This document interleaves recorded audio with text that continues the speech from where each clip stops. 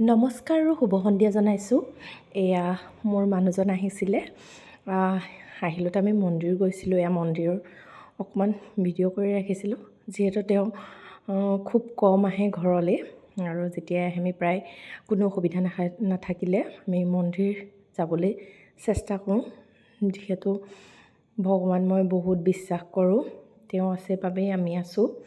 সেইকাৰণে সেই হিচাপে মোৰ সন্তান দুটাই ভগৱানক বহুত মানে। সেইদৰে আমি প্ৰথমতে আমাৰ ওচৰতে থকা হনুমান মন্দিৰত গ'লোঁ, চাকি বন্তি জ্বলালোঁ, খুবেই ভাল লাগিলে। এয়া দেখিছে, এয়া আমাক আমি দুইজনে চাকি লগালোঁ। তাৰপিছতে এয়া মন্দিৰত থকা পূজাৰী খুৰা, তেখেতক গৈ খুৰা বুলিয়ে মাতোঁ, তেখেতে পূজা কৰি দিলে। তাৰপিছতে সন্ধিয়া সময়ত আমি অকণমান ওলাই গ'লোঁ। দেহা স্কুলৰ পৰা অহাৰ পিছত এয়া যোৰহাটৰ ফিউজন এছিয়ানা, বহুত ধুনীয়া দেখিবলৈ, আৰু লগতে তেওঁলোকৰ ছাৰ্ভিচো বিৰাটেই ভাল। তাতে সৰু ল'ৰা ছোৱালীৰ কাৰণে খেলিবৰ কাৰণেও সুবিধা আছে, লৈ গ'লে কোনো অসুবিধা নাপায়।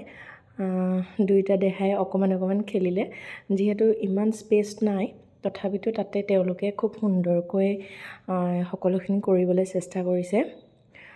ডাঙৰ দেহা আৰু সৰু দেহা দুয়োটাই মিলি পেলাই অকণমান খেলিছে, আৰু মই তাকে ভিডিঅ' কৰি ৰাখিলোঁ। তাৰপিছতে আমি নিজৰ ছিটত বহিলোঁ। বহি পিনি আমাৰ সৰু দেহাই পানী খাইছে, আৰু আমি দুয়োজনে অকণমান ভিডিঅ' কৰি ল'লোঁ। মোক কৈছে, কি ভিডিঅ' কৰিছা, গোটেই ওঠখন ৰঙা হৈ গৈছে গালমুখ। মই কৈছোঁ, কৰাচোন, একো নহয় দিয়া। তাৰপিছতে আমি কিবাকিবি অকণমান খালোঁ, খাই পেলাই ঘৰমুৱা হ'লোঁ। সদায় যিহেতু ব্লগ দি থাকোঁ, গতিকে আজিও দিলোঁ। ধন্যবাদ সকলোকে।